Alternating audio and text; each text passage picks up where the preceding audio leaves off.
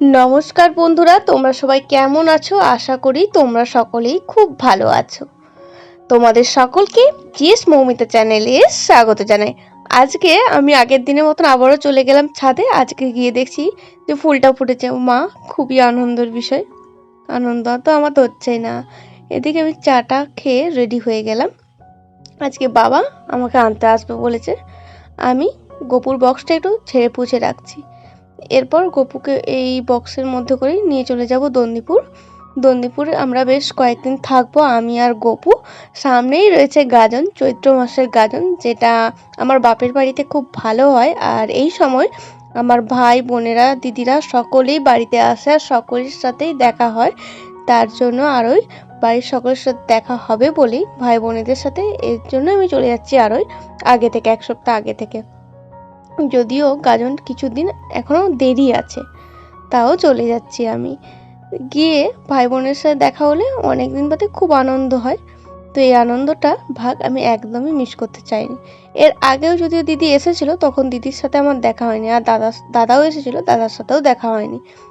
এই মন দুঃখ নিয়ে আর কি করব, আমি বলেছিলাম যে আমি যাব গাজনের সময়, তোরা চলে আসিস বলে। ওরা এই সময় আসবে আর আমিও ওদের আগেই চলে যাচ্ছি। তো মোছামুছি গোছানো মানে পরিষ্কার করা আমার প্রায়শই কমপ্লিট হয়ে এসেছে। বাবাকে ফোন করেছিলাম, বাবা বললো একটু অপেক্ষা কর, আমি চলে যাব। এই প্রায়শই কমপ্লিট। গোপালকে ওই বক্সের মধ্যেই আমি রেখে দিলাম। আর ওর যে প্লেট থালা যেগুলো আছে সেগুলো আমি নিলাম। আর বিভিন্ন ড্রেস আমি নিইনি, কারণ আমাদের দন্দিপুরে যে গোপালটা আছে ওই ড্রেসগুলোই কয়েকদিন ধরে পরবে। আর বাবা এদিকে চলে এসেছে, বাবাকে একটু মা দিয়েছে শরবত খেতে। এরপর আমি রেডি হয়ে গিয়েছি আর এরপর চলে যাব বাপের বাড়ি অনেক দিন পর। চলে আসবার পর গোপালকে বসিয়ে দিয়েছি ওর দাদার কাছে। বেশ কয়েক মাস আগে তোমাদেরকে দেখিয়েছিলাম আমার মায়ের গাঁদা বাগান। সেই গাঁদা বাগান বলেছিলাম আর থাকবে না কয়েক মাস বাদে, সত্যিই নেই। দেখে মনটা খারাপও লাগছে। আর এদিকে আমাদের নতুন বাড়ি শুরু হয়ে গিয়েছে। বাড়ি ঢুকবার পরে এই যে জায়গাটা দেখছো, এটা হবে ডাইনিং প্লেস, আর এদিকটা হবে রান্নাঘর। এই যে রান্নাঘরে এদিকটা দিয়ে ইটগুলো রয়েছে, রান্নাঘর এই দিকটাতে হবে। আর এইখানটা হবে সিঁড়ি। আর এই দিকটা একটা বেডরুমগুলো বেশ বড় বড়ই হয়েছে। এদিকটা দিয়ে একটা জানলা, দুদিকে দুটো জানলা। এর পাশেই রয়েছে আর একটা বেডরুম। এই রুমটাও বেশ বড়, পাশাপাশি দুটো রুমই খুবই বড়ই হয়েছে। আমার একটু বড় বড় রুমই পছন্দ। এরপরে যে আছে এই বারান্দা টাইপটা, এটাও রাখা হয়েছে। সামনের দিকটা নাকি ডিজাইন হবে। এর ঠিক পাশেই রয়েছে আমাদের সেই পুরনো তিনতলা মাটির বাড়ি, যেটা তোমাদেরকে এর আগেও আমি দেখিয়েছিলাম পুরোটা ঘুরিয়ে। আর এদিকটা যে দেখছো, এটা হচ্ছে বাথরুম। বাথরুমের ওই অংশটা দেয়াল উঠে গিয়েছে, এই অংশটা দেয়ালটা অ্যাটাচ করা হবে। তো প্ল্যানটা একটু চেঞ্জ করা হলো, তো একসাথে জয়েন্ট হিসাবেই করা হবে। একটু বাইরে বেরিয়ে হয়ে গিয়েছিল, ওইটাকে আবার অ্যাটাচ করা হবে। এরপর বাইরের দিকটা তোমাদের দেখাচ্ছি। এখানে গুটি রয়েছে, বালি রয়েছে, আর মিস্ত্রিরা এসেছে, কাজ চলছে। এদিকে অনেক সকাল সকালই এসেছে আর এদিকটাতে কাজ চলছে। মাই ডিয়ার ঠাকুমা, একটা নখপালিশ আনবি? নখপালিশ সত্যি আমি আনতে ভুলে গেছি। বুড়িটা বলে দেয়নি বলে। আরে আমি নিজে দাঁড়ানো পরে এসিনি, হাতে দেখছো নেল পালিশ পরে এসিনি। দা তোমার লাজ জামাইকে আমার আন্ডার থেকে নেল পালিশগুলো আনতে বলে দেবো, আমি ভুলে গেছি।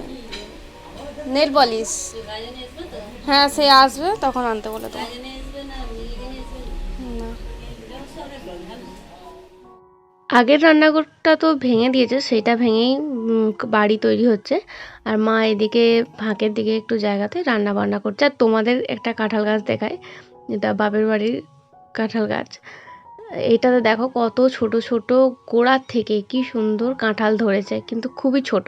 আর আমার শ্বশুর বাড়ির যে কাঁঠাল গাছ আছে সেখানে বড় বড় কাঁঠাল ধরে গিয়েছে, এবং আমরা এঁচড় পেরে রান্না করেও খেয়েছি।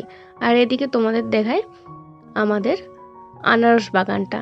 এর আগে তোমাদের আমি বাগান দেখিয়েছিলাম, কিন্তু আনারস বাগানটা খুব কাছ থেকে দেখানো হয়নি।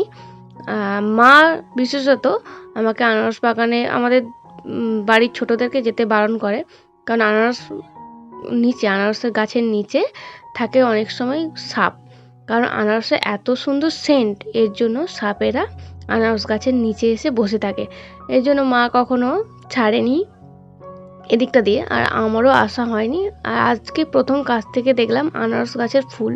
আনারস গাছে এত সুন্দর ফুল হয়, অনেকগুলোই আনারস হয়েছে, সেইগুলোই তোমাদের একটু দেখে দিই। এই পর রয়েছে আনারস বাগান, আমাদের অনেক আনারস গাছ, সেইটা একটু দেখে দিই, ওই অতদূর অবধি। আর এদিকটাতে মাটি ফেলেছে, যে এই ঘরটা ভেঙে দিয়েছে তার মাটিগুলো এই দিকটাতে ফেলে দিয়েছে। আর এই দিকটাতে আমাদের কলা গাছের বাগান, এগুলো সমস্ত কাঁঠালি কলার গাছ।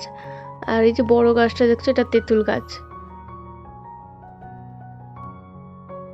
এই গাছগুলোর পাশে যে পুকুরটা দেখছো, এটা আমাদেরই পুকুর, এতে বাবা মাছ চাষ করে।